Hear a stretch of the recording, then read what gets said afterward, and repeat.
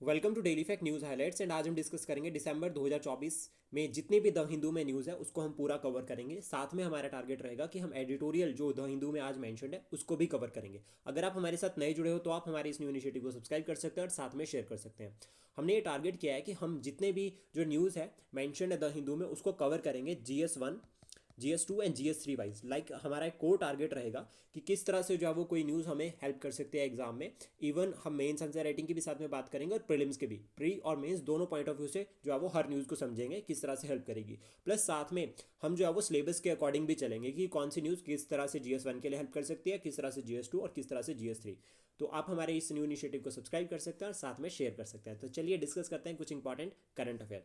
तो सबसे पहले जो है वो प्लास्टिक ट्रीटी के बारे में बात की जा रही है। देखो 2-3 दिन से जो है वो ये न्यूज़ में लगातार है। प्लास्टिक ट्रीटी क्यों न्यूज़ में है, तो इसका सबसे बड़ा जो रीज़न आता है वो आता है कि अराउंड 170 डेलीगेट्स जो है वो अभी मिले हैं। इन्होंने एक जो है वो गैदरिंग करी है कहाँ पर, बुसेन साउथ कोरिया। यहाँ पर मेन टारगेट था कि जो प्लास्टिक ट्रीटी है उसको लीगली जो है वो इम्प्लीमेंट करना है। लेकिन ऑलमोस्ट यहाँ फ्रेमवर्क है जो regarding the elimination of the plastic pollution वो फेल्ड हो गया है। ऐसा यहाँ पर जो है वो माना जा रहा है अभी कि जितनी भी नेगोशिएशन थी उनका कोई रिजल्ट जो है वो नहीं मिला है। तो हमें याद रखना है कि सबसे पहले जो ये नेगोशिएशन या जो गैदरिंग हुई वो कहाँ पर हुई, साउथ कोरिया में हुई। ये पॉइंट हम याद कर सकते हैं। सेकंड, उसके बाद जो हमें याद करना है, जो हमें एग्जाम पॉइंट ऑफ व्यू से पढ़ना है, वो ये है कि ये टॉपिक कहाँ हमें हेल्प करेगा। तो सबसे पहले देखो हमें ये टॉपिक GS3 में हेल्प कर सकता है जब हम बात करते हैं एनवायरमेंट इकोलॉजी की, और वहाँ पे कंसर्न आता है प्लास्टिक। पहला पॉइंट तो ये हो गया। सेकंड, हम यहाँ पर बता सकते हैं रिगार्डिंग डाटा कि क्या इंपॉर्टेंट डाटा है और क्या जो है वो रिसेंट में इवेंट हुआ। तो 2022 में एक इवेंट हुआ था रिगार्डिंग द प्लास्टिक। उसमें ये ट्राई की गई थी कि जो ग्लोबल जो प्लास्टिक है एक ट्रीटी बनाई जाए कि ग्लोबल प्लास्टिक ट्रीटी हो और उसको लीगली बाइंडिंग किया जाए ताकि हम प्लास्टिक को एलिमिनेट कर सके 2040 तक।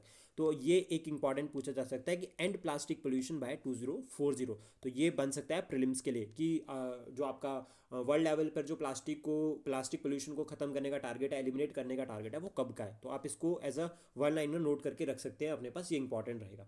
देन उसके बाद क्यों ऐसा कहा जा रहा है कि प्लास्टिक पोल्यूशन है उसको खत्म करना है। तो सबसे पहला तो ये है कि जो प्लास्टिक प्रोडक्शन है वो बहुत ज़्यादा इंक्रीज हो गई है। फिर उसका वेस्ट एंड पोल्यूशन, इसका सबसे बड़ा कंसर्न रहना है कि बहुत वेस्ट हो रहा है। प्लास्टिक जो है वो डिग्रेड नहीं होता है, स्टिल जो है वो आपका हंड्रेड्स ऑफ ईयर वो एक्टिव रहेगा हमारे एटमोसफेयर में। देन उसका बाद यहाँ पर है कि माइक्रो प्लास्टिक एक बहुत इंपॉर्टेंट कंसर्न रह रहा है। मतलब जो आपका ये माइक्रो प्लास्टिक है, इसमें अगर हम बात करें तो 5 mm से भी कम होता है प्लास्टिक। तो इसका जो सबसे बड़ा चैलेंज ये रहता है कि ये हमारी जो फूड चेन का पार्ट बन चुका है एक तरह से। तो ये कंसर्न है, इससे हेल्थ रिस्क रेज हो रहे हैं और क्लाइमेट चेंज भी बड़ा फैक्टर जो है वो लिंक करता है। मतलब कि प्लास्टिक पोल्यूशन का कंट्रीब्यूशन क्लाइमेट चेंज में किस तरह से है। एक तो डिग्रेड नहीं हो रहा है, तो मतलब क्या है कि ये एटमोसफेयर में रिएक्शंस करके डिफरेंट डिफरेंट केमिकल्स को जनरेट कर रहा है। उसके बाद नेक्स्ट यहाँ पर आता है जो हमें याद रखना है कि प्लास्टिक होता क्या है। सबसे पहले तो ये बेसिक ब्रीफ हम समझ सकते हैं। तो प्लास्टिक है एक सिंथेटिक मटेरियल है, ठीक है, मेड अप ऑफ पॉलीमर्स, ठीक है, derived primarily from the fossil fuels. तो कहाँ से ड्राइव हो रहे हैं, फॉसिल फ्यूल्स। और फॉसिल फ्यूल्स इटसेल्फ जो है वो कहीं ना कहीं जो है वो डेंजरस गैसेज के लिए रिस्पॉन्सिबल होते हैं, such as crude oil and natural gas. तो ये दो इंपॉर्टेंट सोर्सेज है जिससे प्लास्टिक बनाया जाता है, और प्लास्टिक क्या है, एक तरह से पॉलीमर ही है। देन इस यहाँ पर एक टर्म आती है माइक्रोप्लास्टिक की। तो माइक्रोप्लास्टिक क्या होता है, tiny plastic particles less than 5 mm in size. और ये कहाँ से ड्राइव होते हैं, प्लास्टिक के ब्रेकडाउन से, कि लार्ज जो बड़ा प्लास्टिक है उसके ब्रेकडाउन से जो है वो छोटे प्लास्टिक बने, छोटे जो टुकड़े बन गए, दैट इज माइक्रोप्लास्टिक, और वो भी 5 mm से कम। उसके बाद एनुअल फैक्टर की अगर हम बात करें जो कि इंपॉर्टेंट रहता है और ये डाटा आपको मेंस में हेल्प करेगा। तो यहाँ पर सबसे पहला आता है कि ओवर 462 मिलियन टन जो है वो प्लास्टिक प्रोड्यूस होता है ग्लोबली हर साल। और इसमें से 90% अगर हम बात करें तो वो पोल्यूट द प्लानट, 90% प्लानट को खराब ही करते हैं, पोल्यूट ही करते हैं। तो ये फैक्टर हो गया। उसके बाद नेक्स्ट यहाँ पर आता है कि ओवर 19 to 21 मिलियन टन्स जो है वो प्लास्टिक जो है वो ओशियंस के अंदर जा रहा है। तो दैट मीन्स मराइन पोल्यूशन के लिए प्लास्टिक रिस्पॉन्सिबल है। प्लास्टिक पोल्यूशन जो है वो ये कहा जा रहा है कि 2040 तक जो है वो ये टारगेट रखा है, ये ट्रिपल हो सकता है। मतलब अप्रॉक्सीमेटली 700 बिलियन तक ये पहुंच सकता है प्लास्टिक पोल्यूशन। इंडिया की अगर हम बात करें तो भारत इसमें पीछे नहीं है। इंडिया जो हाईएस्ट कंट्रीब्यूटर है ग्लोबल प्लास्टिक पोल्यूशन में। और हमारे यहाँ पर अगर हम बात करें भारत कितना शेयर कर रहा है, account 1/5 of the total plastic waste. और ये जो है वो लेंसेट की रिपोर्ट के अकॉर्डिंग यहाँ पर जो है वो हम जो है वो डाटा ऐड कर रहे हैं। देन उसके बाद यहाँ पर हमें किस तरह से डाटा हेल्प कर सकता है, तो स्पेशली ये याद रखना है कि ये GS3 के लिए आपको इंपॉर्टेंट करेगा, और ये डाटा हम अपने एसे में भी इंक्लूड कर सकते हैं जहाँ पर कंसर्न आ रहे हैं, और आंसर राइटिंग में भी इंक्लूड कर सकते हैं। तो ये बहुत ज़्यादा इंपॉर्टेंट टॉपिक रहेगा। और देखो 3-4 दिन से न्यूज़ में था, तो हमने इसको एक ही दिन पूरा कवर कर दिया, सम अप कर दिया। तो इस तरह से भी कि अगर कोई समिट है, जैसे फॉर एग्जांपल ब्रिक्स हो गया, तो पूरा दिन पूरा पूरा रोज पढ़ने से अच्छा है कि एक दिन में कंप्लीट कर दो, जो लास्ट दिन हुआ उस दिन उसको पूरा डिस्कस कर लो। ये अप्रोच हो सकती है जिसमें हम स्मार्ट स्ट्रेटेजी को फॉलो कर सकते हैं। देन उसके बाद नेक्स्ट है महाकुंभ के बारे में। तो अभी देखो महाकुंभ हम 3 दिन से लगातार डिस्कस कर रहे हैं।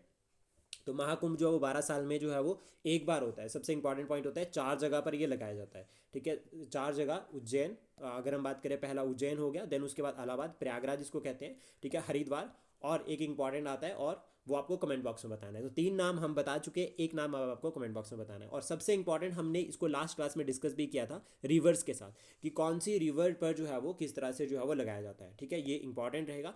तो उज्जैन हो गया सेकंड, उसके बाद इलाहाबाद या प्रयागराज हो गया, और हरिद्वार हो गया, और उसके बाद हो गया नासिक। तो ये जो है वो इंपॉर्टेंट 4 जो है वो हमें याद रखने हैं। और नासिक जो है वो गोदावरी रिवर, हरिद्वार में अगर हम बात करें तो गंगा रिवर, और इलाहाबाद में अगर हम बात करें तो यमुना और गंगा दोनों, और उज्जैन में जो है वो शिप्रा रिवर। तो शिप्रा रिवर भी इससे जो है वो न्यूज़ में हो जाती है, और इस तरह से लिंक करके हम पढ़ सकते हैं। देन उसके बाद नेक्स्ट है राइथू भरोसा स्कीम। ये जो राइथू भरोसा स्कीम है, ये सबसे पहले तो याद रखना है, ये कहाँ की है, तेलंगाना गवर्नमेंट की। तो ये स्कीम के बारे में हम पढ़ सकते हैं कि स्कीम जो है वो तेलंगाना गवर्नमेंट जो है जो 2018-19, या हम इसको ब्रैकेट में 19 भी लिख सकते हैं, 2019। और इसका जो मेन टारगेट था, ऑब्जेक्टिव था, वो था फाइनेंशियल असिस्टेंस प्रोवाइड करना फार्मर्स के लिए। और कितना पैसा दे रहे हैं इसमें, 13,500 रुपये पर ईयर। और अप्रॉक्सीमेटली ये जो है वो पैसा 3 इंस्टॉलमेंट में दिया जाएगा। और बेनिफिशरीज की अगर हम बात करें स्कीम के अंडर कितने हो सकते हैं, 49 लैक्स जो है वो फार्मर जो है वो यहाँ पर जो है वो फार्मर फैमिलीज जो है वो इस स्कीम का बेनिफिट उठा सकते हैं। यहाँ पर जो इंपॉर्टेंट हमें जो याद रखना है वो ये कि एक स्कीम और है। ये तो तेलंगाना की हो गई, तो आंध्र प्रदेश की भी एक स्कीम है जिसका नाम है राइथू रक्षा स्कीम। ये आंध्र प्रदेश की है, और इसमें 10,000 रुपये जो एनुअली फार्मर फैमिलीज को देंगे। तो ये फार्मर्स के लिए असिस्टेंस स्कीम है। तो देखो, दो तो हमें स्टेट लेवल पर क्लियर होगी। एक हम अगर नेशन वाइड अगर हम बात करें तो है PM किसान सम्मान निधि योजना, जिसमें 6,000 रुपये आते हैं, 2-2 हज़ार करके 3 इंस्टॉलमेंट्स में एनुअली जो है वो ये स्कीम जो है वो चल रही है। देन उसके बाद नेक्स्ट है research security should be a national priority. ये पूरा एडिटोरियल है, और ये बहुत ज़्यादा इंपॉर्टेंट एडिटोरियल है। इवन इस एडिटोरियल के जो नोट्स है वो भी आपको जो है वो अलग से मिल जाएंगे। ये बहुत ज़्यादा इंपॉर्टेंट रहेगा एडिटोरियल। और इस एडिटोरियल को हमने जो वो पूरा डिस्कस किया है। तो सबसे पहले यहाँ पर हमें याद रखना है कि एडिटोरियल हमें प्रॉपर एक इंट्रोडक्शन दे रहा है, प्रॉपर कंटेंट प्रोवाइड कर रहा है, प्रॉपर सोल्यूशन दे रहा है, और प्लस साथ में प्रॉपर जो है वो आपके पास एक कंक्लूजन भी होगा।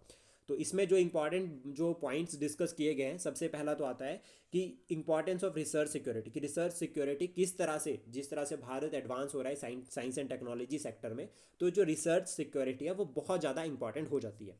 तो यहाँ पर कुछ पॉइंट्स पर जो वो मतलब एम्फोसाइज किया गया है, फोकस किया गया है। तो सबसे पहला यही आता है कि जो इंटेलेक्चुअल प्रॉपर्टी राइट्स है उन्हें सेफ गार्ड करना चाहिए। सेंसिटिव डाटा उसको प्रोटेक्ट करने की जरूरत है। फॉरेन इन्फ्लुएंस वो जिनके साथ हमारे फ्रेंडली रिलेशंस नहीं है, ये हमें ध्यान रखना है। जैसे फॉर एग्जांपल एक चाइना का यहाँ पर इसमें एग्जांपल दे रखा है, इनसाइडर थ्रेट और साइबर अटैक। इनसाइडर थ्रेट्स अगर हम बात करें, जिस तरह से हम देखते हैं कि फिरौती वाले सिस्टम हो गया, पैसा मांगना, ये लिंक अप कर सकता है रिसर्च सिक्योरिटी के साथ। साइबर अटैक एक इंपॉर्टेंट जो है वो कंसर्न रहता है। इसके बाद इमर्जिंग रिस्क की अगर हम बात करें, तो जिस तरह से एक्सपेंशन ऑफ AI हो रहा है, आर्टिफिशियल इंटेलिजेंस एक्सपेंशन कर रहा है, और बायोटेक्नोलॉजी और स्पेस जिस तरह से एक्सपेंड कर रहा है, यहाँ पर जो है वो कुछ थ्रेड्स जो है वो रेज हो जाते हैं। जैसे फॉर एग्जांपल कि डाटा ब्रीच सबसे इंपॉर्टेंट कंसर्न रहता है। साइबर अटैक्स हम इसका एग्जांपल लिख सकते हैं। फिर अगर आपके माइंड में कोई रिसेंट साइबर अटैक है तो वो आप भी मेंशन कर सकते हैं यहाँ पे। और अनऑथराइज्ड एक्सेस, ये बड़ा इंपॉर्टेंट पॉइंट रहता है। इवन अब अगर हम देखें साइबर अटैक के बारे में या अनऑथराइज्ड एक्सेस, तो वो रिस्ट्रिक्ट कर देता है, और फिर पैसे मांगते हैं, और फिर कहते हैं कि अगर आपको यहाँ पर लॉक कर दिया है, आपको पासवर्ड पैसे भेजने पड़ेंगे, देन ही आपको पासवर्ड मिलेगा। तो इस तरह की कुछ एक्टिविटीज जो है अब देखी जा रही है। उसका चाइना फैक्टर यहाँ पर ऐड किया गया है कि चाइना का जो डुअल यूज टेक्नोलॉजी पॉलिसी है, इसके रिगार्डिंग केस भी यहाँ पर मेंशन है। अगर हम केस की बात करें तो देखो यहाँ पर मेंशन है, ये एक तरह से फेमस केस है जो कि हार्वर्ड यूनिवर्सिटी का है। यहाँ पर एक सीनियर प्रोफेसर थे हार्वर्ड यूनिवर्सिटी का, 2 जो है वो चाइनीज स्टूडेंट, यहाँ पर जो उनको अरेस्ट किया गया था for not disclosing their link to Chinese funding. जो चाइनीज फंडिंग है वो उन्होंने डिस्क्लोज नहीं किया था। और सेकंड जो है वो कोविड-19 वैक्सीनेशन के रिगार्डिंग भी अगर हम बात करें 2020 में, तो डाटा चोरी करने के लिए जो है वो यहाँ पर जो है वो काफ़ी सारी कोशिश की गई है, वैक्सीन जब डेवलप की जा रही थी। तो ये 2 इंपॉर्टेंट पॉइंट्स लिंक करते हैं। देन उसके बाद यहाँ पर कहा जा रहा है कि ग्लोबल लेवल पर फिर रिस्पांस क्या है। तो सबसे पहले अगर हम बात करें countries like US, Canada, European union, तो इन्होंने क्या किया है कि अपनी जो है वो सेवरल गाइडलाइंस बना रखी है टू स्ट्रेंथन रिसर्च सिक्योरिटी की, रिसर्च सिक्योरिटी को बचाने के लिए, उसको स्ट्रेंथन करने के लिए कुछ जो है वो यहाँ पर जो डायलॉग्स या फिर कुछ जो है वो गाइडलाइंस लेकर आए हैं। देन उसके बाद इंडिया की क्या अप्रोच हो सकती है, ये भी इंपॉर्टेंट रहता है कि इंडिया किस तरह से अप्रोच बना सकता है। तो देखो सबसे पहले तो यहाँ पर ये कहा गया है कि हमें एक रेगुलेटरी फ्रेमवर्क को बनाना चाहिए, भारत में एक रेगुलेटरी फ्रेमवर्क होना चाहिए with respect to research. Then उसके बाद यहाँ पर यह है कि इंटरनेशनल कोलैबोरेशन हमें करना चाहिए, लेकिन वो भी ट्रस्टेड पार्टनर के साथ, हर किसी के साथ नहीं, ट्रस्टेड पार्टनर्स के साथ। ट्रेनिंग रिसर्च मतलब एक तरह से प्रॉपर ट्रेनिंग होनी चाहिए, रिसर्च और ट्रेनिंग रिसर्चर्स इन सिक्योरिटी प्रोटोकॉल्स। ये जो सिक्योरिटी प्रोटोकॉल्स है उसमें एक तो ट्रेंड रिसर्चर्स होने चाहिए, पहला पॉइंट, उनकी प्रॉपर ट्रेनिंग होनी चाहिए।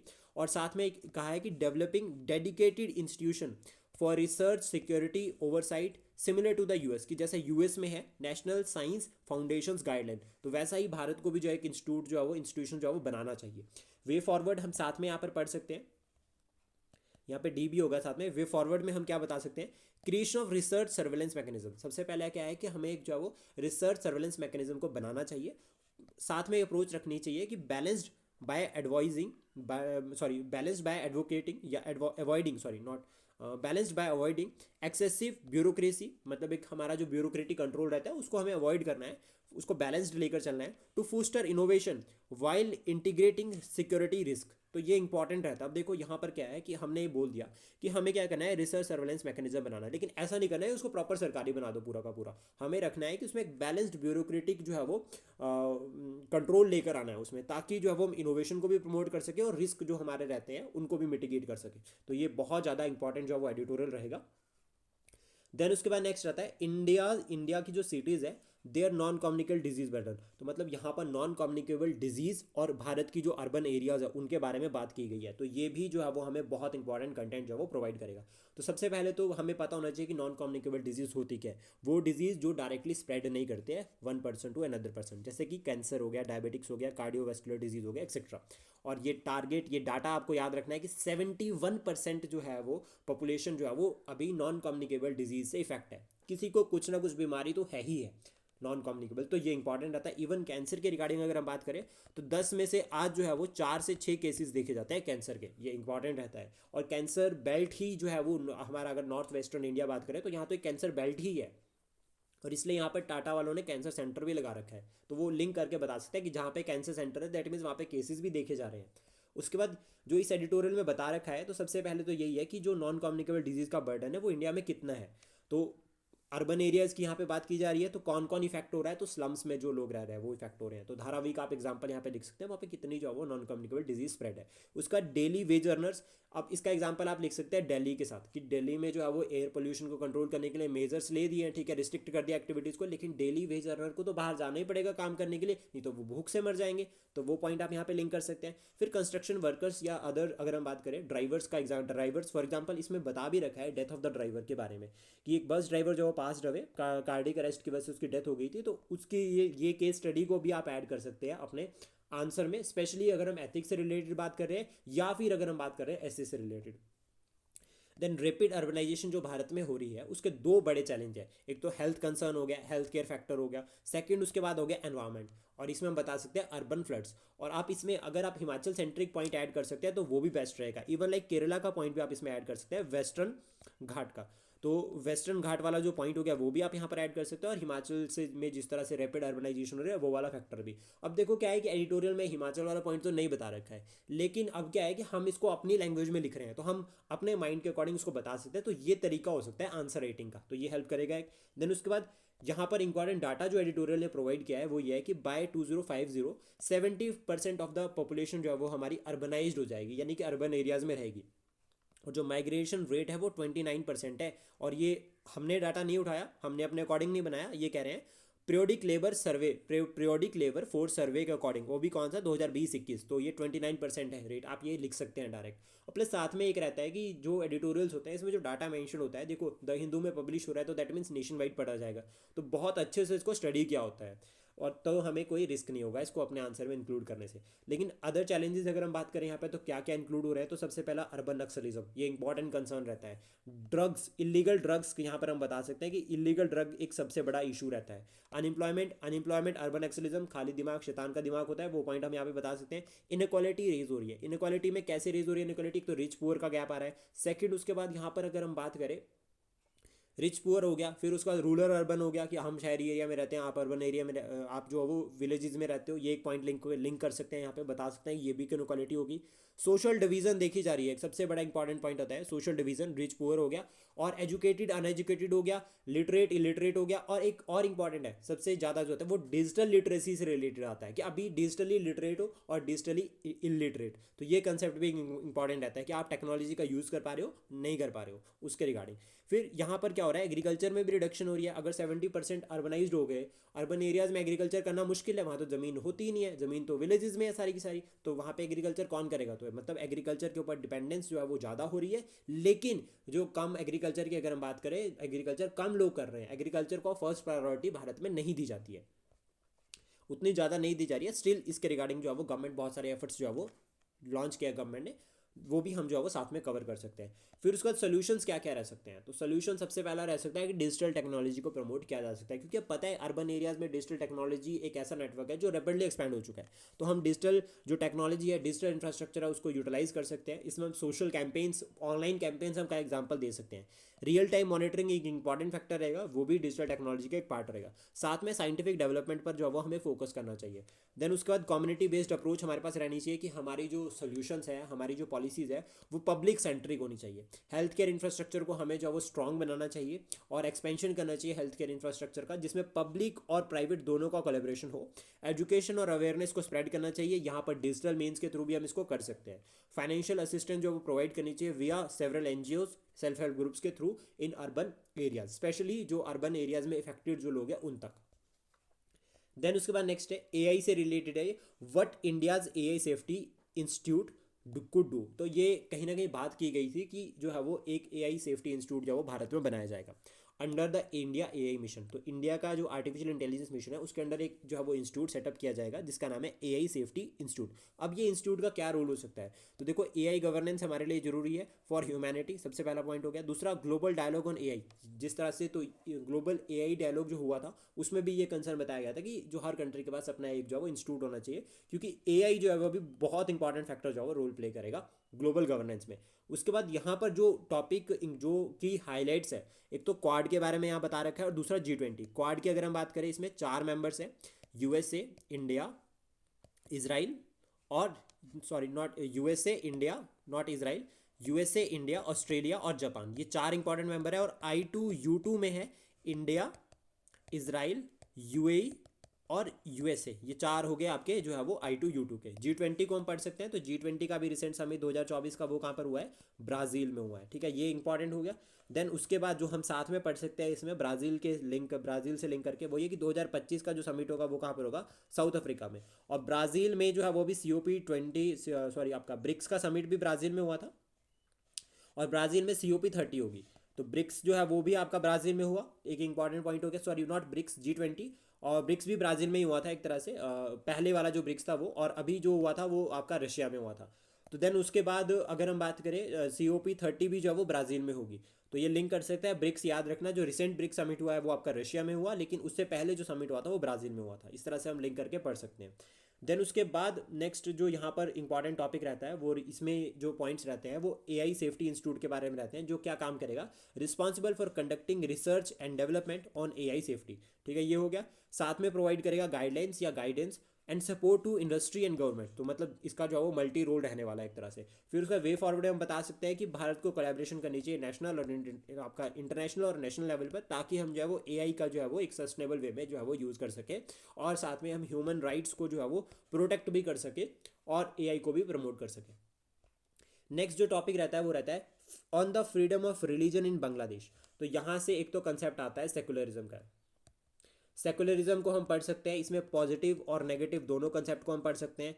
वेस्टर्न जो मॉडल है सेकुलरिज्म का उसको हम पढ़ सकते हैं, और इंडियन जो है कंसेप्ट वो भी हम कवर कर सकते हैं। और मेंस के लिए जो है वो ये टॉपिक जो है वो बहुत इंपॉर्टेंट रहेगा, और मेंस भी अगर हम बात करें तो GS2 ये बहुत ज़्यादा इंपॉर्टेंट जो है वो टॉपिक है।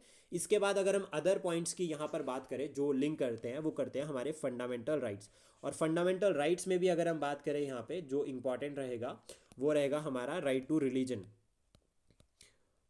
राइट टू रिलीजन इंपॉर्टेंट रहेगा, 25 से लेकर 28 तक है। फंडामेंटल राइट्स पार्ट थर्ड में हमारे जो वो संविधान के मेंशन है, जिसको हम साथ में पढ़ सकते हैं, इंपॉर्टेंट रहेगा। देन उसके बाद एक यहाँ पर बात की जा रही है, जब हम बांग्लादेश की बात कर रहे हैं जिस तरह से ये न्यूज़ में है, तो यहाँ ना कंसेप्ट आ रहा है माइनॉरिटी का, माइनॉरिटी वाला फैक्टर यहाँ पर लिंक कर रहा है। तो माइनॉरिटी की अगर हम बात करें तो इसके रिगार्डिंग हमारा एक सिटीजनशिप अमेंडमेंट एक्ट आया था 2019 में, जिसमें हमने बात की थी कि माइनॉरिटीज़ फ्रॉम दीज स्टेट्स, ठीक है, वहाँ पर सिर्फ यहाँ पर बताया एक्सक्लूड किया था एक, तो वो फैक्टर हम यहाँ पर बता सकते हैं कि माइनॉरिटीज़ के साथ एट्रोसिटीज़ हो रही है।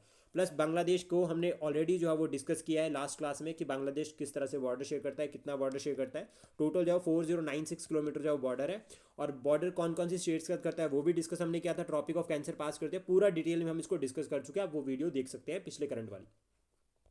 देन उसके बाद नेक्स्ट है ये इंपॉर्टेंट रहेगा काफ़ी, भुवनेश्वर में एक समिट हुआ है, एनुअल पुलिस मीट। इसमें जो है वो होम मिनिस्टर जी ने इसको इनॉग्रेट किया था, प्राइम मिनिस्टर जी ने यहाँ पे एड्रेस किया। जब प्राइम मिनिस्टर जी ने एड्रेस किया तो यहाँ पर उन्होंने कई पॉइंट्स को हाईलाइट किया। तो सबसे पहले इन्होंने बताया एआई टेक्नोलॉजी के बारे में, ठीक है। सेकंड उसके बाद इन्होंने पोर्ट सिक्योरिटी को बताया, साइबर फ्रॉड्स के बारे में इन्होंने बात करी, और डिजिटल क्राइम्स जो इंक्रीज हो रहे हैं वो। प्लस साथ में इन्होंने डिस्कस किया कि क्या प्लान और एक्शन हो सकता है। तो ये इंपॉर्टेंट रहेगा पूरा का पूरा, और हमें याद रखना है कि जो ये एनुअल पुलिस मीट है वो कहाँ पर हुई है, भुवनेश्वर में। देन उसके बाद नेक्स्ट है freedom struggle has many unsung heroes से वाइस प्रेसिडेंट। तो वाइस प्रेसिडेंट सबसे पहले तो ऑफिस ऑफ वाइस प्रेसिडेंट यहाँ से इंपॉर्टेंट हो जाता है, ठीक है। तो आपको कमेंट बॉक्स में बताना है कि जो ओथ है वाइस प्रेसिडेंट की वो कौन कंडक्ट करवाता है, पहला एक पॉइंट हो गया। और सेकंड उसके बाद हो गया जो आपको बताना है कि ये ट्रिकी क्वेश्चन है ओथ के रिगार्डिंग, पहला पॉइंट हो गया। सेकंड उसके बाद आपको बताना है कि जो आपका अगर लाइक इसको इनको रिज़ाइन करना है तो ये रिज़ाइन अपना जो रेजिग्नेशन लेटर है वो किसको देंगे, वो आप कमेंट बॉक्स में बता सकते हैं। और यहाँ पर जिस तरह से बात की गई है अनसंग हीरोज़ की, तो वही है कि मेन हीरोज़ को तो हम सब जानते हैं, लेकिन वो फ्रीडम फाइटर्स जिनका जो है वो रोल इंपॉर्टेंट रहा है लेकिन वो उतने हाईलाइटेड नहीं है, हमें उनके बारे में भी पढ़ना जरूरी है। और अभी अगर हम बात करें एग्जाम्स में मॉडर्न हिस्ट्री से इसी तरह के क्वेश्चन पूछे जाते हैं, पूरी मॉडर्न हिस्ट्री भी पढ़ लोगे लेकिन उसके बाद भी वो पता नहीं कहाँ से फैक्ट ढूंढ लेते हैं, और इस तरह से ही जब अगर कोई न्यूज़ मैंशन है तो वहीं से वो कंसेप्ट उठते हैं, तो ये इंपॉर्टेंट इसलिए हो जाती है। देन उसके बाद नेक्स्ट है 40 साल हो गए हैं भोपाल गैस ट्रेजिडी को, और ये जो है वो 2-3 दिसंबर ये रात में हुई थी, ये जब यहाँ पर गैस जो है अगर हम बात करें मिथाइल आइसोसाइनाइड जो है वो गैस रिलीज़ हो गई थी एटमॉस्फेयर में। और जो अगर हम बात करें यहाँ पर कंपनी या जो जहाँ से गैस रिलीज़ हुई थी उसका नाम था union carbide India limited pesticide plant, ये जो है वो भोपाल में है, यहाँ पर इससे जो गैस रिलीज़ हुई थी और इसकी वजह से अप्रॉक्सीमेटली उस टाइम ये कहा गया था कि 2260 अप्रॉक्सीमेटली 59 है, 2259 जो है वो लोग जो है वो मारे गए थे। लेकिन 1991 में जो डाटा आया था वो आया था 3928 का। लेकिन कुछ ऑर्गेनाइजेशन यहाँ पर ये भी बताते हैं कि अप्रॉक्सीमेटली 25,000 से ज़्यादा जो है वो लोग मारे गए हैं। डिफरेंट एनजीओज जो है वो स्टिल अभी इसके ऊपर काम कर रहे हैं, वो बोलते हैं कि 25,000 से लोग मारे गए थे, ज़्यादा मारे गए थे यहाँ पर, तो ये इंपॉर्टेंट रहेगा। देन उसके बाद नेक्स्ट है ट्रंप ने जो है वो यहाँ पर एक वार्निंग दी है। ट्रंप जो है वो अभी यूएस के प्रेसिडेंट बनने वाले बन गए हैं और अभी वो ऑफिस में जाएंगे, तो उन्होंने ये स्ट्रिक्टली कहा कि उन्होंने वार्निंग दिया ब्रिक्स नेशंस को कि अगर वो डॉलर को अंडरमाइन करेंगे तो 100% टैरिफ लगा सकते हैं। तो ब्रिक्स नेशंस की अगर हम बात करें Brazil, Russia, India, China, south Africa, तो इंडिया भी इंक्लूड हो रहा है। तो देखो इंडिया के लिए ये कंसर्न आ जाता है, एक तरफ तो हमारा यूएसए दोस्त है, दूसरी तरफ यूएसए ये कह रहा है कि 100% टैरिफ लगाएगा ब्रिक्स मेंबर्स के ऊपर, तो हम भी तो ब्रिक्स मेंबर है, तो ये कंसर्न रहता है। प्लस जो हमारी बैलेंस्ड जो अप्रोच है वो भी यहाँ से जो है वो थोड़ी सी जो है वो न्यूज़ में आ जाती है कि भारत जो है वो वेस्ट और ईस्ट दोनों में जो है वो बैलेंस बनाकर चल रहा है, हम अपने इंटरेस्ट को प्रमोट कर रहे हैं। ब्रिक्स का रिसेंट समिट कहाँ पर हुआ है वो इंपॉर्टेंट हो जाता है यहाँ से। और दूसरा ब्रिक्स को पढ़ सकते हैं, ब्रिक्स का एक्सपेंशन भी हुआ था और कितने जो है वो न्यू मेंबर्स बने हैं वो भी आप जो है वो देख सकते हैं, पढ़ सकते हैं। न्यू जो है वो 5 मेंबर्स इसमें ऐड हुए और 5 मेंबर्स को भी हम जो है पूरा डिस्कस करेंगे जब हम ब्रिक्स को कवर करेंगे। इवन जो हमारी डिस्कशन क्लासेस होती है उसमें हम ब्रिक्स को ऑलरेडी जो है पूरा कवर कर चुके हैं, वो वीडियो चेक कर सकते हैं, ऑलरेडी यूट्यूब पर अपलोडेड है। देन उसके बाद नेक्स्ट जो टॉपिक आता है यहाँ पे, ट्रंप ने जो है वो अपॉइंट किया है काश पटेल को for lead FBI head. FBI जो है वो यूएस की बहुत फेमस एजेंसी है, उसके हेड जो है वो एक भारतीय होंगे, मतलब यहाँ पर भारतीय मूल के ये थे पहले, मतलब भारतीय मूल के ये हैं और इनका नाम है काश पटेल। तो ये नाम जो है वो इंपॉर्टेंट रह सकता है, करंट पॉइंट ऑफ व्यू से पूछा जा सकता है। देन उसके बाद नेक्स्ट जो टॉपिक है ये क्लाइमेट चेंज के रिगार्डिंग है और ओशियन यानी कि ओशियंस का यानी कि समुद्रों का क्या जो है वो रोल रह सकता है क्लाइमेट चेंज में। In our fight against climate change could the seas turn tide, क्या उसमें समुद्र जो है वो इंपॉर्टेंट रोल प्ले कर सकते हैं, तो ये इंपॉर्टेंट जो है वो रहता है। और इस एडिटोरियल के रिगार्डिंग अगर हम बात करें तो रोल ऑफ क्लाइमेट चेंज हम अलग से पढ़ सकते हैं। ओशियन का जो है वो क्या रोल रहता है क्लाइमेट चेंज के रिगार्डिंग। उसके बाद जो जैसे कि एक एग्जांपल भी यहाँ पे दे रखा है इस एडिटोरियल में, वो है बैलेंस ऑन अर्थ, कि ये जो है वो अर्थ पे बैलेंस मेंटेन करके रखते हैं, ऑब्जर्व करते हैं कार्बन डाइऑक्साइड। इसका छोटा सा एग्जांपल अगर हम बात करते हैं तो एक तरफ अगर ग्लेशियर्स की अगर हम बात करें, मेल्ट हो रहे हैं ग्लेशियर, तो वहीं जो है वो ओशन का अगर हम बात करें तो सी लेवल भी इंक्रीज हो रहा है, तो वो बैलेंस बन जाता है। या फिर अगर हम बात करें माउंट एवरेस्ट की हाइट बढ़ रही है, तो वहीं जो है वो मेरीन ट्रेंच की डेप्थ भी बढ़ रही है, तो एक बैलेंस जो है वो अर्थ में ऑलरेडी बना हुआ है। इम्पैक्ट अगर हम बात करें जो ओशन के ऊपर पड़ रहा है, तो सबसे पहला आता है मेराइन पोल्यूशन, एसिडिफिकेशन इंक्रीज हो रही है, जिसकी वजह से एल्गल ब्लूम बनते हैं, यानी कि ऑक्सीजन लेवल कम हो रहा है और मिनरल्स ज़्यादा हो रहे हैं, तो मिनरल्स की वजह से एल्गल ब्लूम बन जाता है। और फाइनली जो है वो डेड जोन बनते हैं ओशियंस में। यहाँ पर क्या होता है, फिर वहाँ पर जो है वो प्लैंकटन आपको नहीं देखने को मिलेंगे, और जहाँ पर प्लैंकटन नहीं होंगे वहाँ फिशेज नहीं, जहाँ पे ज़्यादा जो है वो प्लांट्स वगैरह नहीं, फिशेज नहीं होते हैं, क्योंकि उनको मिनरल्स प्रॉपर नहीं मिल पाते हैं, ऑक्सीजन नहीं मिल पाएगी तो वो मर जाते हैं। तो ये डेड जोन उनको कहता है, जहाँ पे ऑक्सीजन लेवल कम हो जाता है। साथ में जो यहाँ से फिर अगर ओशन, अगर हम बात करें यहाँ पर ओशियंस में जो है वो आपका ऑक्सीजन लेवल कम हो गया, तो बहुत सारी स्पीशीज़ के एक्सटेंशन के केसेस यहाँ पर जो है वो देखे जाते हैं। फिर उसके बाद सोल्यूशंस क्या रहते हैं, तो CO2 अगर हम बात करें, जिस तरह से यहाँ पर कहा गया है कि CO2 यानी कि कार्बन को ऑब्जर्व करते हैं, और कार्बन कहीं ना कहीं रिस्पॉन्सिबल रहते हैं, जितनी कार्बन डाइऑक्साइड होगी उसका इफेक्ट रहता है ओशन पे एसिडिफिकेशन के रिगार्डिंग भी। तो यहाँ पर रिमूवल में जो है वो दो प्रोसेस को फॉलो किया गया है, एक तो बायोटिक और एक एबायोटिक अप्रोच। बायोटिक की अगर हम बात करें तो यहाँ पर कहा गया है कि मैंग्रोव्स को रिस्टोर करना चाहिए, सीविड कल्टिवेशन को जो है वो प्रमोट करना चाहिए। और एबायोटिक में अगर हम बात करें तो यहाँ पर कहा गया है कि मैनिपुलेटिंग फिजिकल और chemical properties of the ocean. For example यहाँ पर कहा गया है कि include ocean एल्कनिटी enhancement and direct air capture with the ocean storage. ये एक केमिकल और जो हमारा इसमें सिंपली इन शॉर्ट अगर हम समझे इसको, तो यहाँ पर जो फिजिकल और केमिकल प्रॉपर्टीज़ है उसके साथ जो ओशंस की, उसको हम मैनिपुलेट कर सकते हैं। आई होप ये इनिशिएटिव आपको अच्छा लगा हो। Please support, share and subscribe daily fact. Thank you for today.